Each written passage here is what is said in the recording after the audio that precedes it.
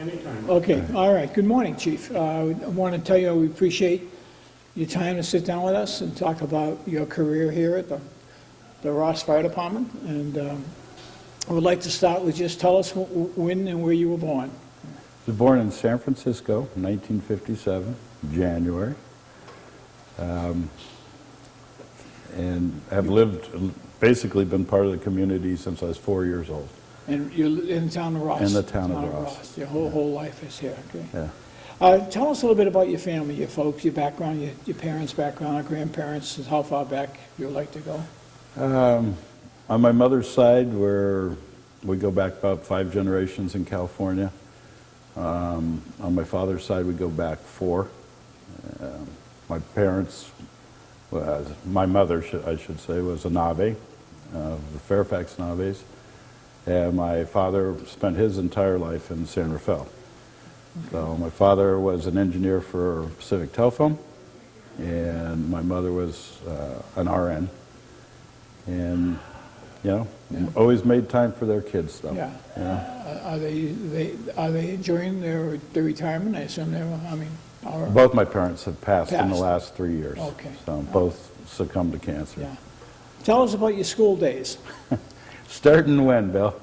Starting from K through master's degree, whatever. Okay. K through 8 was right here in the town of Ross. I went to the Ross School. 71, I went to Redwood High School. Oh, okay.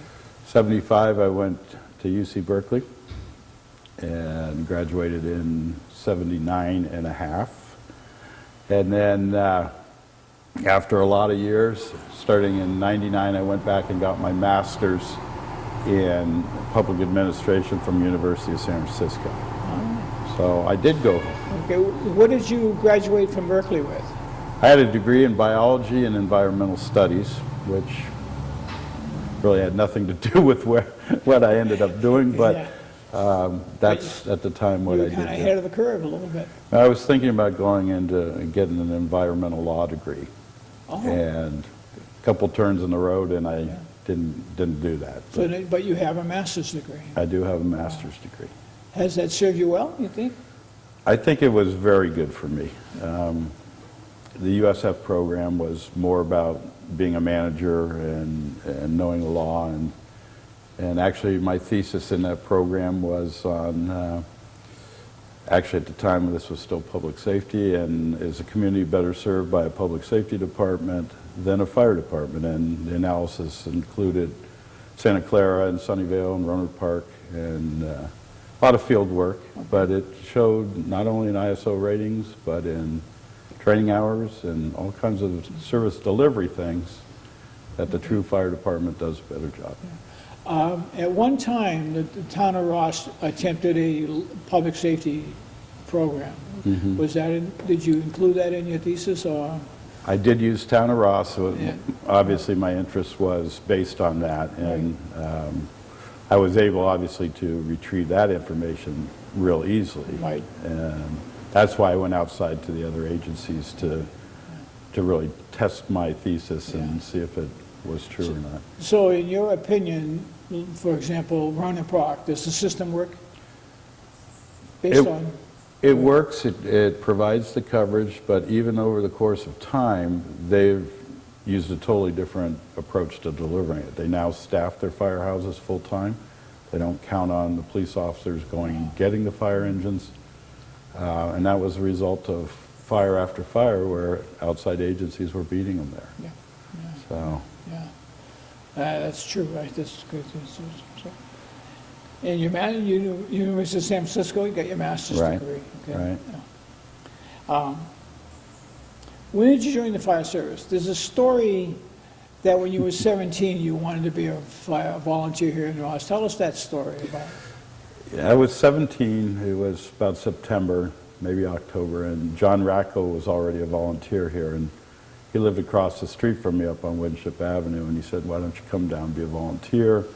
On occasion, they've let people in at 17, Bruce Selfridge being one that they let in, I think, at 16.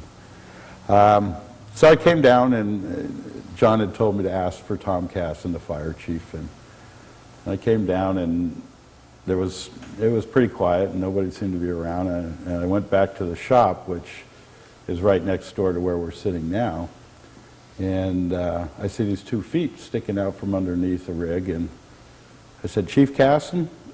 And he says, "Yeah, I'll be up in a minute." And he starts sliding out on the creeper, and here come his knees, seemed like another second or two, here's his hips, and I finally realized this guy is one tall guy.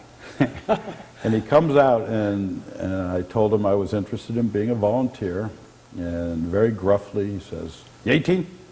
And I said, "No, I won't be 18 for a few months." And so he says, "Come back in a few months," and he just, on the creeper, back underneath he goes.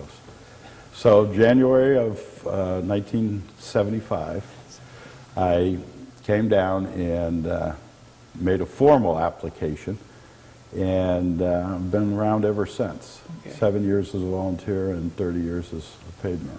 Wow. So, Were you ever a sleeper? we were known to sleep here quite a bit. Okay. It was a little different atmosphere in those days. As the programs did evolve, Bruce and I were covering Tom Casson towards the end. He had a heart issue, so we were working side by side with him on a shift to make sure everything was okay. But we had a full sleeper program at that point. And when you joined the fire service, the work schedule was what? The work day was? When I first joined, we worked 48 hours on and 48 hours off. It was just the 2 paid staff. And as the retirements came, both Tom Casson and Herman Koolhoven and Bruce and I took over. It was back-to-back 48s until 1986. So about 4.5, 5 years we worked that schedule. And in that schedule was, when we both got married, we were both in each other's weddings, and to get a honeymoon was damn near impossible. Yeah. But we worked some 10-day straight shifts so that things could happen. Yeah. I would assume you partook in the College Marine Fire Tech program? I took several classes there early on, all the way to Betancourt's maintenance classes, and I believe I took 1 or 2 from you, and several instructors down there.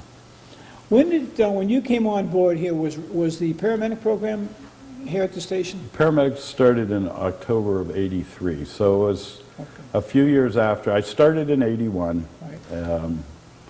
And I left for a year. I wasn't sure the fire business was for me. I went and built running tracks and tennis courts all over the world. And in September of '83, I ended up coming back to cover Herman Koolhoven, who whispered to me, "I'm not coming back." So anyway, long story short, here I am. Okay. And it's been straight through since then. So that story is that he asked you to come back and fill in to him for a couple of weeks. That was the plan, That is, right? yes. He was off for some minor surgery, but he gave me the heads up that this was also his retirement. Okay. So in a sort, you guys were basically the chiefs on duty 48 Correct. hours at a time. Correct, yeah. When did you get relief on that kind of schedule? How did that come about? In 1986, we got the 3rd captain. We had a very active sleeper program. They encouraged the kids going to College Marin, come in and spend the night. So in 1986, we were serving as captains because of the public safety chief being the chief. 86 was the 3rd captain, and that program stayed there probably for 6 or 7 years. It stayed with just the 3 captains, the sleepers, and then we finally got a seasonal program going, and we pretty much had 2 people on duty starting in about 96. So right now you have 3 captains on duty working 48, 96, I take it? Yes, right now is Right. 48. captain, engineer, apprentice firefighter, Okay. 24/7. You're about to retire, and as you leave the town of Ross Fire Department, it no longer will be the town of Ross Fire Department. It's going to be joined with the Ross Valley Fire Department. Tell us about the history of going about getting this merger done. Well, there's a ton of history. I'll zip through the old part. Yeah. There was attempts all the way back to about 83. Rick Mollenkoff, I think it was 83, 84, made an offer to the town. That didn't work out, and there was multiple starts on and off over the years. Ross Valley again, a Kentfield attempt, a 5-way attempt to do the whole valley that a lot of money was spent on studies and never worked out, and then an attempt with Larkspur. About 2 years ago, I started talking with Roger Meager next door, and the timing was right. I was leaving. None of my guys wanted to be chief, and we put ourselves, we got a lot of things in place before we approached anybody. And then we fast-tracked this really in the last year, and especially in the last 6 months, to get it through the political parties that be. And here we are, July 1, leaving it in very capable hands next door. Yeah. So the process, you had to go to four different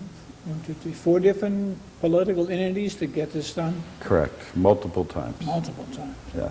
To sell the idea initially, we developed a working group, and that included members of all the agencies. So we knew we had a few votes on board before we got to the political parties. But yeah, we ended up before the councils twice, and in my case, multiple times to get it through.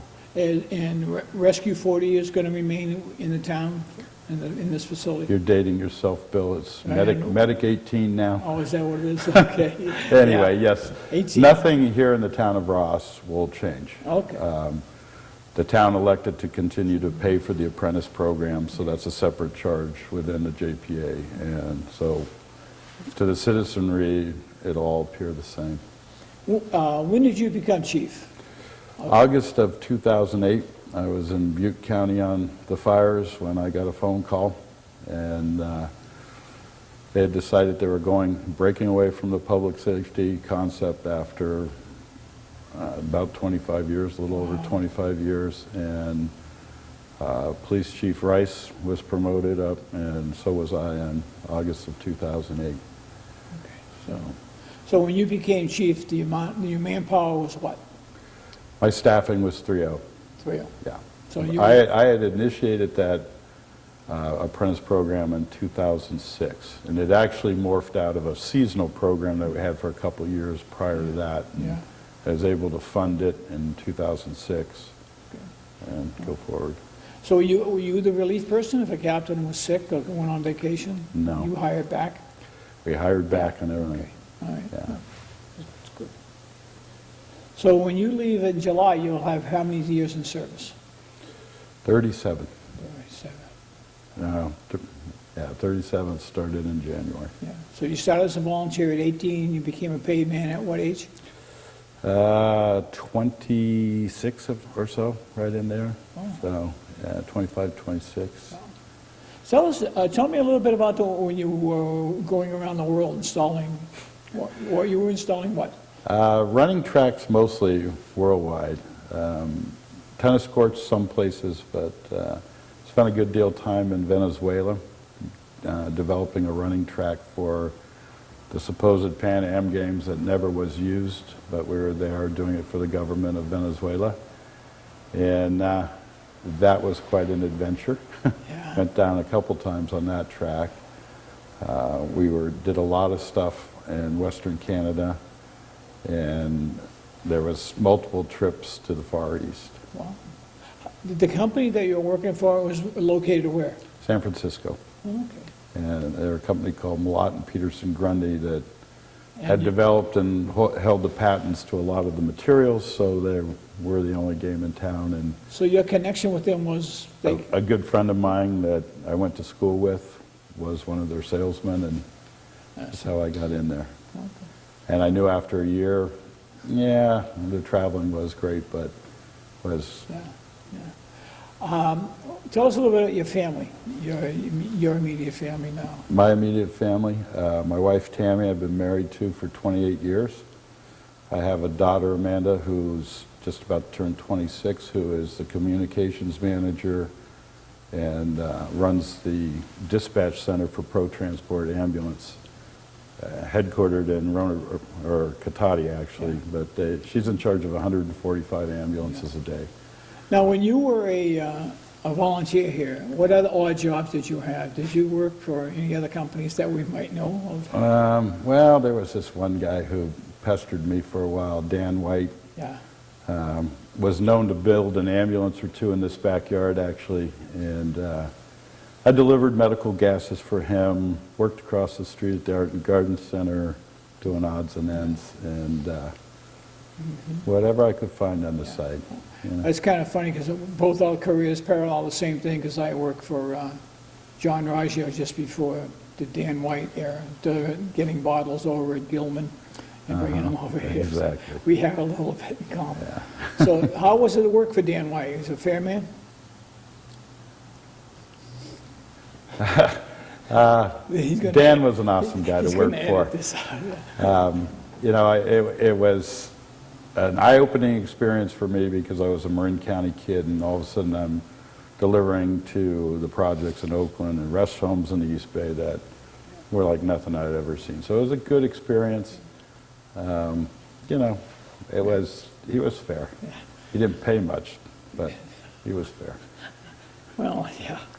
Yes, Dan. Let's get back to Marin County. Tell us about your association with the Marin County Fire Chiefs and how they're doing.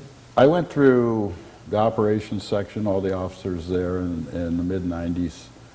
Was in the prevention section on and off for years. And obviously when I was made chief, well, you know how it works. The newest guy in becomes the secretary. Right. So I went through the chairs at the chief's level, and that's actually, when I had my first department-wide meeting in January of 2009, I suggested to my troops, because they were very much on the merger track in their brains, that there might be some good opportunity coming out of that. And we actually at the chief's level have had a lot of discussions and a lot of actions on sharing different things and looked at different programs from maintenance to actual mergers. So my prediction came a little bit true, and here we are. Yeah. The station we're in right now, the front of the station was built when? Was finished in 1932. All the original facade is the same. What we're sitting in now was built in 1995. Tell us how that came about, this extension that we're in this 3-bay. 3 engines ago, we were able to create an engine small enough to still fit in the front bays, albeit tight, it fit in there. And due to DOT regulations and everything else, engines kept getting bigger and bigger, and we had nowhere to put it. So they threw a cocktail party in town and raised a great deal of money. There was a contractor in town who volunteered a lot of labor and built this section we're in right now out of community funds. No taxation, just volunteer. No taxation. No. You should be quite proud of that. This is quite an addition to the station. I mean, you know the history here. yeah, that's so, true. It's yeah, great. Yeah. yeah. Tell us what you believe was your greatest challenge as a fire chief, coming from a very small town like Ross, very protective of its name and so forth. What's it like to be the fire chief here? It's very political. Although this town's changed a great deal from when I grew up in it, it's a community that's very involved, knows the decisions you're making. They're very aware of what's going on in their community. So initially when we talked merger, there was a few comments, not a lot, because I think we did a much better education of the people this time around. We had a lot of public workshops and presentations. And we got it through, but I think a lot of the big players in town, and I don't mean anything by that, are friends of mine. And I think a little pre-education did a lot this time around. But the community has changed, and like the early 80s when they tried it, it was the community that went up in arms and wouldn't allow it to happen. And this time we got labor involved early and the community involved so that I knew what it is. And being a slightly different community than it used to be, there wasn't the chatter, but there was definitely some eyes watching me and Roger and what we were doing. Going on, okay. So, were there some nay votes for the merger? I mean, all the four entities, the political entities, were there some, did they all pass, I assume, had to be? Did They all have to be? passed unanimously except for in our own town. There was one abstention because of an item in the JPA contract that he thought needed to be clarified. He wasn't against the merger, very much behind the Right. merger, but he abstained to do that. But otherwise, we had unanimous. Wow, very good. Yeah. That's quite an effort on both chiefs' part on that. As you know, the cam siren was developed and manufactured here in Ross. Mm-hmm. Do you have any history on that, or as a kid growing up here in town, aware of it? Aware of it to the point where I knew where it was, up in 18 Canyon on the barn. It was a very quiet operation. You know, they were building nozzles, shut-offs, and mostly sirens. Yeah. And, you know, until they remodeled that here just a few years ago, the original shop was still in that building downstairs. And, you know, I became obviously more aware of it when I got here and saw the cam sirens on engines with Ross nameplates on them. Yeah. He lived in town, didn't he, I think? The I think he engineer did. who developed I it. think he did, Yeah, yes. so- Yeah, I never knew him. Yeah, good So, story. yeah. Yeah, it moved to Santa Rosa nozzles, and then it kind of Right. lost in Sacramento Right. someplace, yeah. And ended up finally, I believe, with Federal Signal or something. Is that what- yeah, The what- final yeah. buyout was. As a fire chief, what's your greatest concern? In this community, fire loss. I mean, one residence could be as much fire loss as an entire community over the hills, fire loss for a year. Yeah. What would you say is your high priority fire loss, potential fire loss here in town? You have no industry, to speak, light industry. Right. But what would you say would be your number one concern if, you know? Life safety, we used to have the Cedar School up there, which was a real rat trap, but it's since been rebuilt and is real state-of-the-art. My concern in this community is not only how big the homes are, but the contents. I mean, there's a lot of incredible artwork. Yes. Like I say, some of these houses, the fire loss in a single house due to what's in there could Right. be, Sure. yeah. Great, be great, yeah. That's good. You know, and this, the whole wildland interface here is, You do, eventually yeah, going to be yeah, it's the one. horrific, but, we do our best to keep it Yep. clear. Good water supply, I take it? Yeah. Mostly, Yeah, yeah, yeah. yeah. Tell us about some of your professional organizations and associations you've been with and joined. Over the years, like I said, all of them are in county, different things. I did a lot of different work early on trying to keep my fire ratings, so I was ICBO rated. Which and- is what now? The International Conference of Building Officials. Early on, that was one of the things I kept Okay, so trying. your rating right now, the town of Ross's rating is, ISO rating? right, yeah, 4. okay. It went from 5 to a 10 in 1982. They got that rating back to a high 5 in the end of 1982, and I got it down to a 4. What drove it to a 10? That's like rural America. At the time, it was, well, once again, that's when the public safety concept started. Oh, okay. Chief Casson just didn't believe that ISO could come in and push you around, and they came in and rated the town 9 and 10. He was a strong personality, Wow. and that's why it was so easy to get it back to a 5. It was basically a headbutt between the inspector and Tom Oh, Casson. wow. So Boy, 10 though, that's, that yeah, that that's inspector- no real true water supply or No. anything. So it was a slam. Okay, okay. But, and I don't think in the rating schedules it ever actually changed to that because the town immediately challenged it. Oh, okay. But that's kind of what precipitated all the rest, the public safety concept and everything else.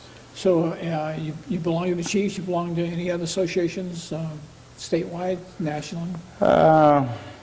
International fire chiefs, not too much. A couple school organizations, USF alumni, Berkeley alumni.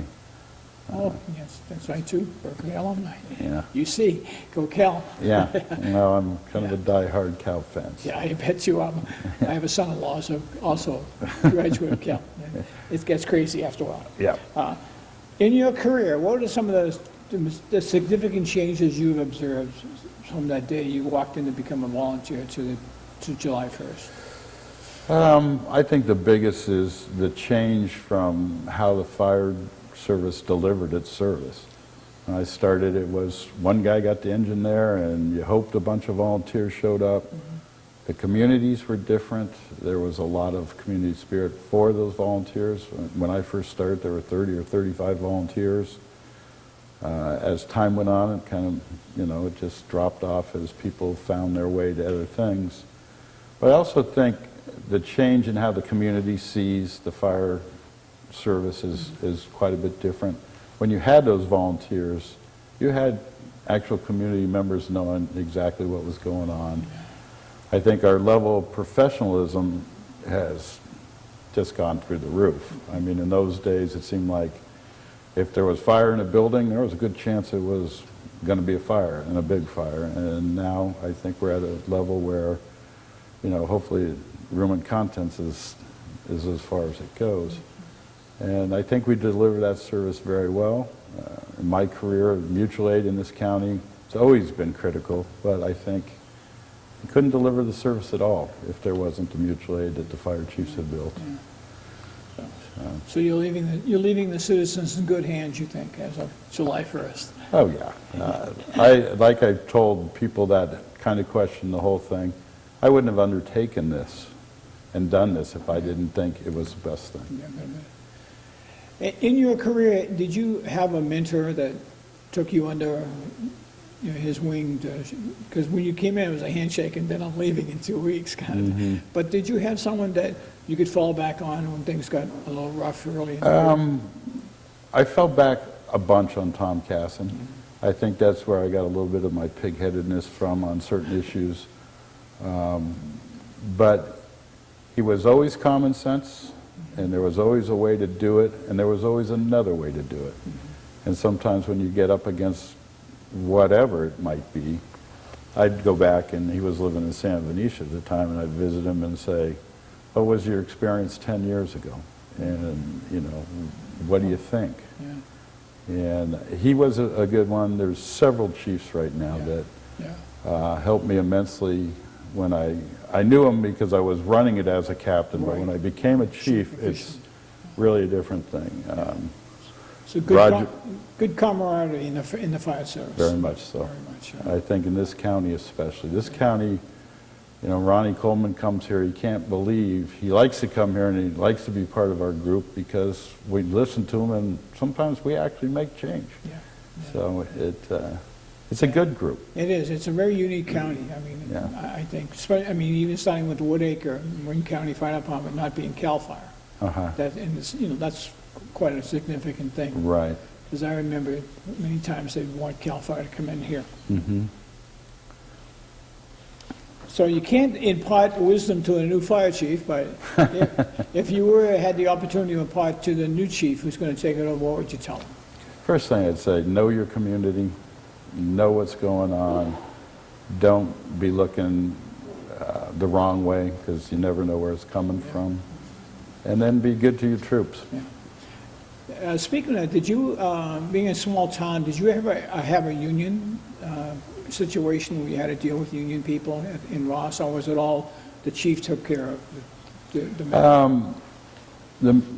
The fire department guys have been a member of 1775 since probably, I would think, 88 or so. Okay. And there have been some headbuttings.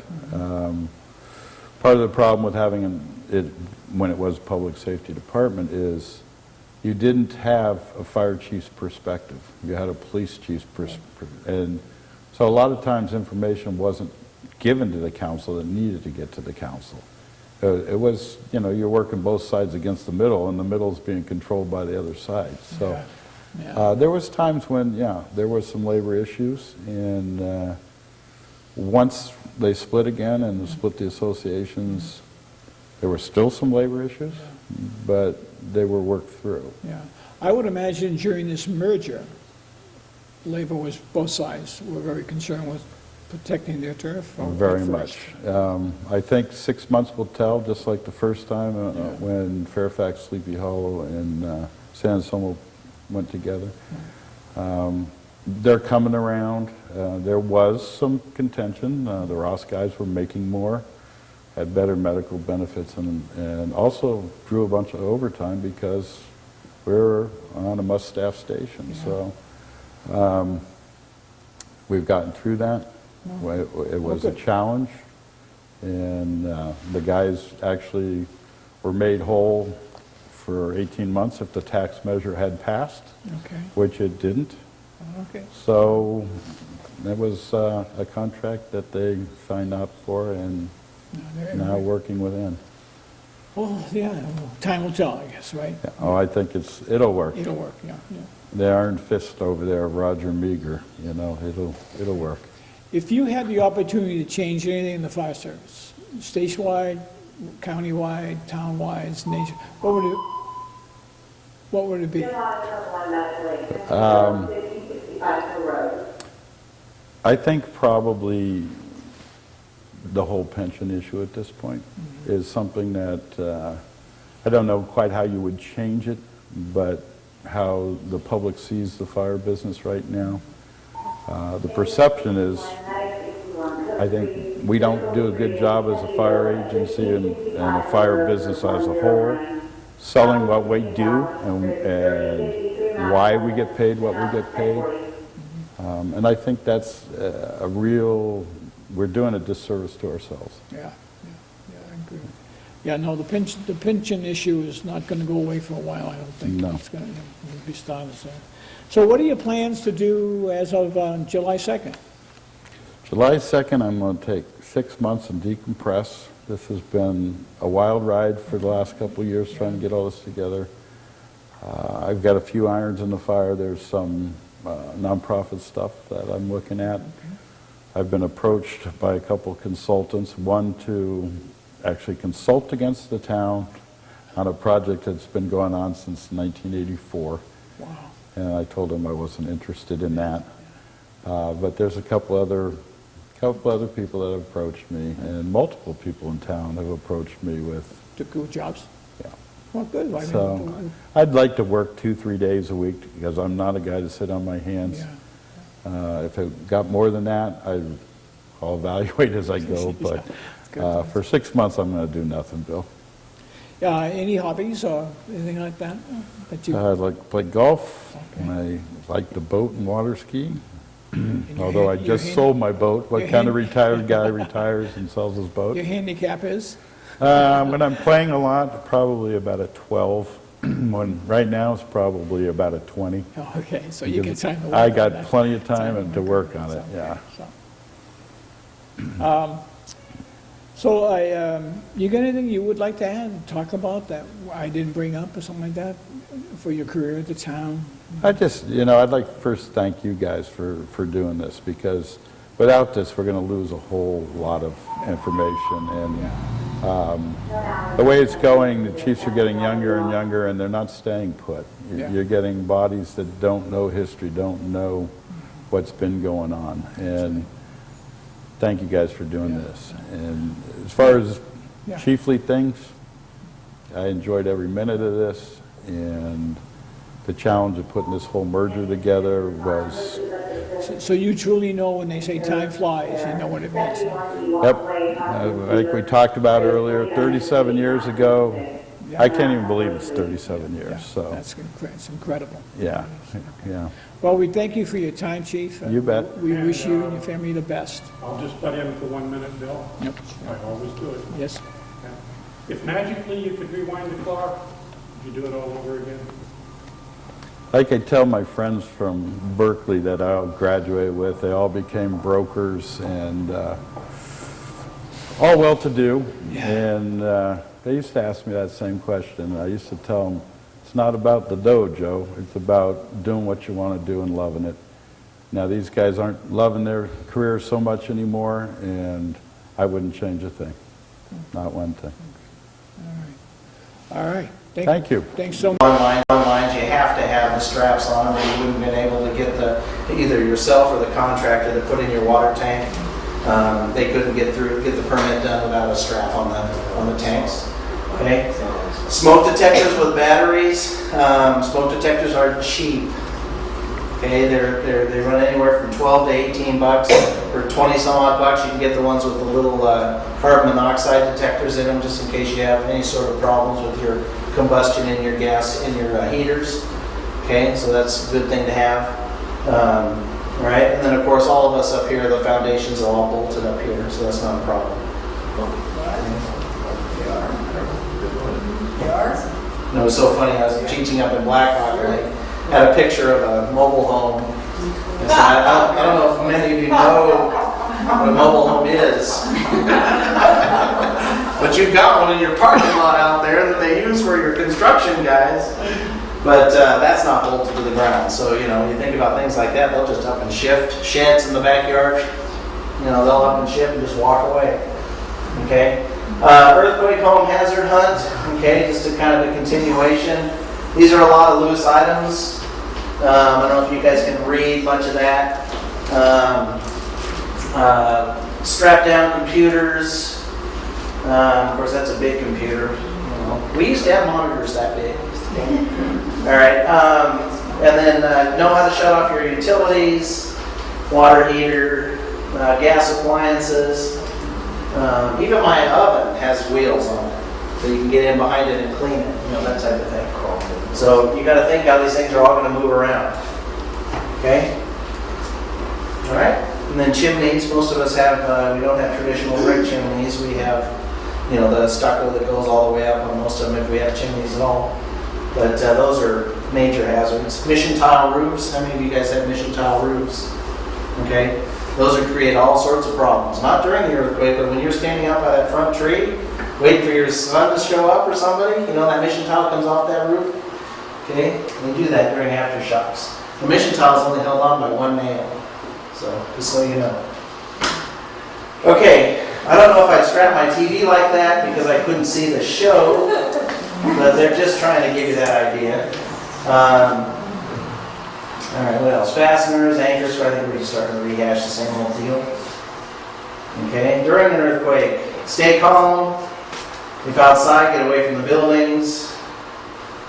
Vehicles, stay inside, stop in a safe location. A lot of people that were in vehicles that were going down 680 will tell you that it was like rolling on a roller coaster because the roads were doing this bit. Some people suggested that they might have had a flat tire, things like that. So they didn't know the earthquake was going on. They just felt something odd. But the best way is to stay in there, stay out of the elevators, take cover. Okay, survival inside, duck cover and hold. Get under a sturdy table or crouch against the wall. We've already done with this. You're in bed, cover your head, stay in bed. Okay? Don't climb under the bed, put the blankets on top of you. Okay? And the decorations above your bed, we usually show a video insert. It's a kid's bedroom that's got the speakers up on the corners, up on the little triangular shelves, and they do just a little 4.0 and shake that room up, and everything comes down, you know, and it's pretty amazing to see. I don't have the video with me tonight, but stay in bed because you're going to go for a ride. That bed's going to end up over on the other side of the room, so you might as well stay where you are. Okay. All right. After an earthquake, put your plan into action. Be prepared for aftershocks. Remain calm. Check for injuries.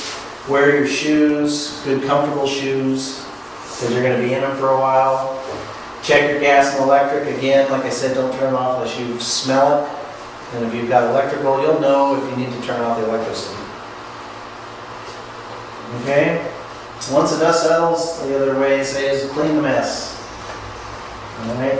There's all sorts of different things that you're going to have to be involved in as far as documents and things that you're missing and Hopefully you won't have too bad a damage, but you know, keep in mind all your stuff should be on your flash drive, or at least put away in your safe deposit box somewhere. Okay, educate. Okay, there's fire classes that you can take at the fire department. They're all free. Okay, the only one I've ever been charged for was a CPR class, and usually they're about $15 with the Red Cross. Okay, you have to get certified. Is it every 2 years? I think it's every 2 years. But it's well worth it, because you're going to find people out there that you'll be able to help. For young parents, there's classes for that, on how to treat and take care of your kids in a situation. They get into psychological medicine too, especially dealing with children. We do that at the fire department. CERT, which I highly encourage. Okay, I've already done my advertisement for CERT. All right. These are the modules in CERT. Very interesting. Like I said, they're 3 hours each, once a week. Terrorism is one of my favorites. Terrorism is a major issue in the Bay Area. All right. We've got many different forms, and it's usually taught by Mike Marciano, who is just fabulous when it comes to this stuff. And fire suppression, which is a really good one. You get to also play with fire extinguishers and put out fires and things like little tiny fires. Disaster medical, search and rescue, urban search and rescue. That's one that I teach with Jack, and we do a lot of fun drills and searching around trying to find people and trying to figure out what level they are as far as health and well-being. We have many different levels of triage, and we teach you how to find a victim, whether to treat them, whether to leave them, that type of thing. Which leads you into the next week where we talk about incident command, and then we talk about the psychology of having to leave a victim behind, because you're not a nurse or a doctor. You're searching and trying to